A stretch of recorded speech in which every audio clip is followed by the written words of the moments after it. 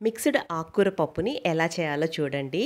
ఒక గ్లాస్ కందిపప్పుకి 2 స్పూన్ల పచ్చిశనగపప్పును వేసుకొని బాగా నానబెట్టేసుకున్నాను. తోటకూర, సిరికూర 2 ఆకుకూరలు తీసుకొని సన్నగా తరిగి వేసుకున్నానండి. అందులో ఇవన్నీ వేసేసుకోవాలి. 2, 3 రకాలు మిక్స్ చేసి చేసుకోవడం వల్ల చాలా టేస్టీగా ఉంటుంది. టమోటా ముక్కలు, ఉల్లిపాయ ముక్కలు, పొట్టు తీసి పెట్టుకున్న వెల్లుల్లిపాయలు, పచ్చిమిర్చి తరుగు, తగినంత ఉప్పు, హాఫ్ స్పూన్ వరకు పసుపు వేసేసుకొని కొద్దిగా చింతపండు కప్‌లో కానీ, గ్లాస్‌లో కానీ పెట్టేసుకున్నారంటే బాగా ఉడికిపోతుందండి చింతపండు కూడా.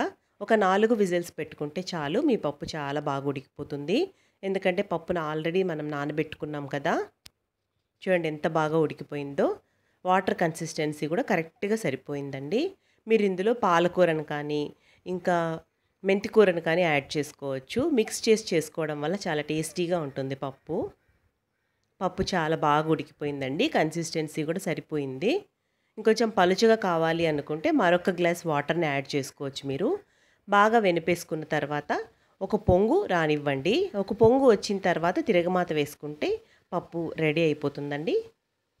అన్నంలోకి కానీ, చపాతీలోకి కానీ చాలా బావుంటుంది. చాలామందికి తెలిసే ఉంటుంది.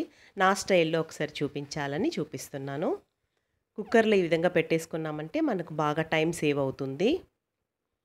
ఆవాలు, జీలకర్ర, తెల్లగడ్డపాయ, ఎండుమిర్చి, సన్నగా తరిగి పెట్టుకున్న మనం ఉల్లిపాయ ముక్కలు, కరివేపాకు వేసేసుకొని మంచి బ్రౌన్ కలర్ వచ్చేంత వరకు బాగా ఫ్రై చేసుకొని అందులో కలిపేసుకోవడమే అండి.